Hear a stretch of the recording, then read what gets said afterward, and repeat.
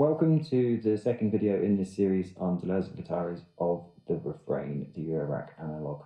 We're talking about step 2, making the mark. Just to recap, step 1 was chaos. If we were thinking like sculptors, step 1 would be the raw block of marble, nothing cut, nothing shaped, no decision yet on what it might become. Step 2 then is the first stabilizing act. Imagine taking a chisel and making the first chip in that block of marble. In Eurorack terms, this is a pulse that draws a line through the undifferentiated field of samples. If we were talking about the Mona Lisa, this is the moment of saying, I see a face. The goal here is to make the first refrain. This is where time and pitch first start to emerge from chaos. For this patch, I have introduced 3 new modules. We've got vector space from WORNG Electronics. It accepts 3 voltage inputs and transforms them into 17 unique but related outputs. A fantastic module. I've no idea how it really works, but it's wonderful. I love modules like this. You put 3 things in and 17 things come out. In my patch, I'm feeding in 2 fluctuating random voltages, and then I'm repatching one of the outputs back into itself. I'm also using kinks from Musical Instruments. I'm really only using the sample and hold section here. It's a really solid sample and hold. I'll be drawing on that in this patch. Finally, beads. For those who don't know, beads is essentially a tape machine. It continuously records into a loop with variable quality. You can go short and high quality, or long and lo-fi, or anywhere in between. I'm using it to record the output of the patch from step 1. And pulling sounds out of that to make a mark. That's the conceptual setup. Now let's talk about the patch itself.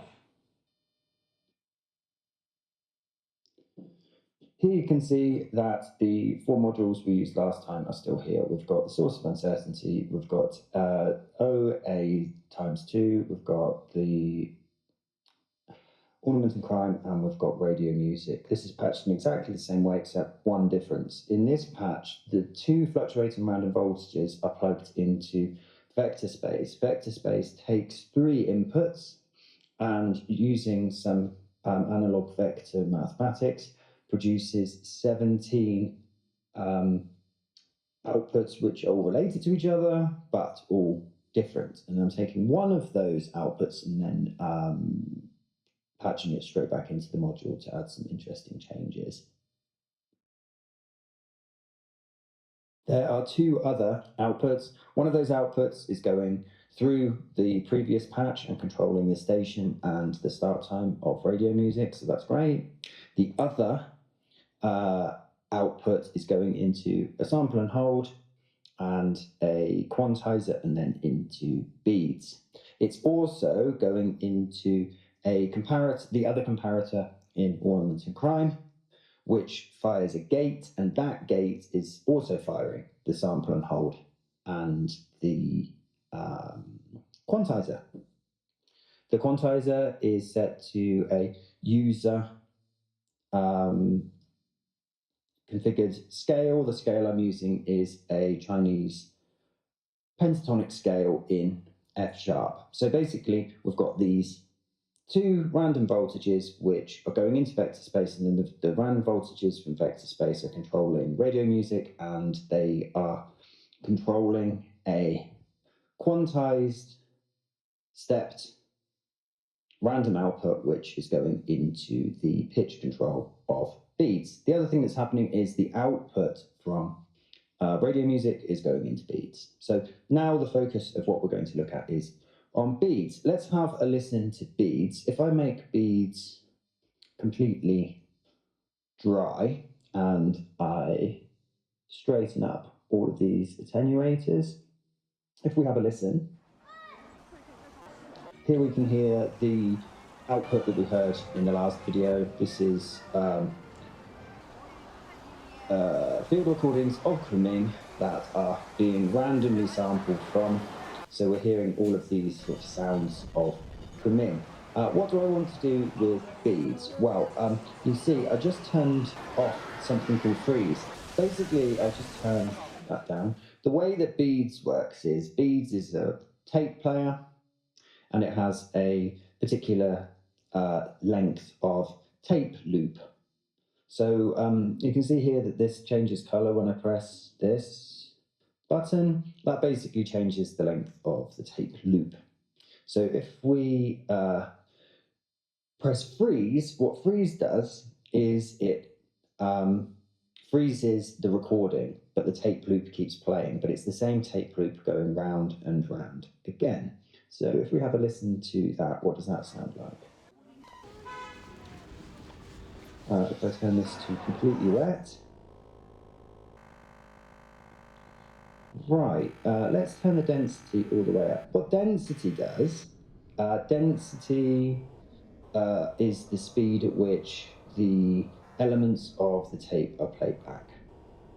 What size does is it dictates the size of the elements that are being played back. What shape does, this is the envelope of the bits that are being played back. I'm choosing a triangular envelope because it means that what comes back is relatively soft. Pitch is the pitch of the envelope, but I've turned that all the way down to the left, and I've turned the CV input all the way up, which means it should track to this sample and held quantized voltage that I talked about earlier. And then what this means is I've got the time knob, and the time knob just chooses where on the tape head to play the element from. So if I turn this, it's kind of like tuning a radio, and I'm just listening for something interesting. Okay, so that sounds a bit crazy, sounds a bit like a modem, doesn't it? What can we do with that? Well, you can hear the pitch is going up and down. The reason the pitch is going up and down is because it's being controlled by the voltage from the quantizer in ornamental and crime. What I can do is I can make the size bigger, so whatever that sound is.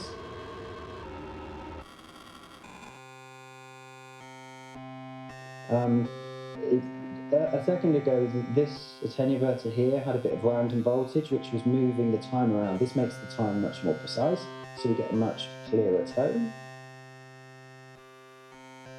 By adding more size, we get a bit of movement in the sound.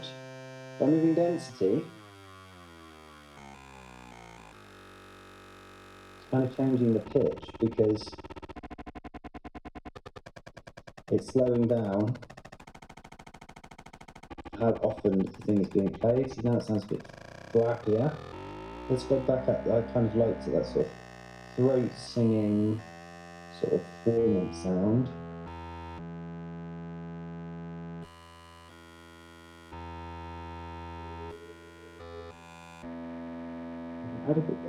By using this one, I can add some.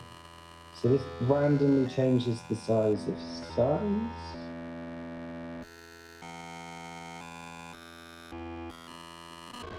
That randomly changes the where in the sample we're choosing. What we can do is, if we turn density all the other way, rather than it being a continuous stream, it's actually a not continuous, whatever that is. And what we can do is add some reverb to it.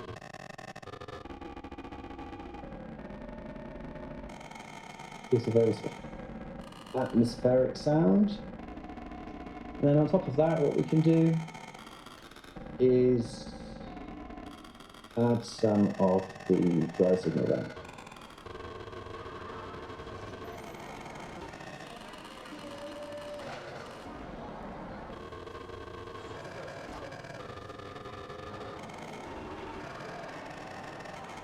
So now we have the dry signal in the background.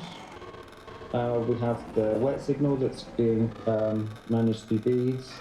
We've got this sort of pithy, I don't know how to describe it, but quite sort of atmospheric sound. And using this patch, that's what I'm describing as the mark, the first refrain, the starting point for the next steps of the sequence. See you next time.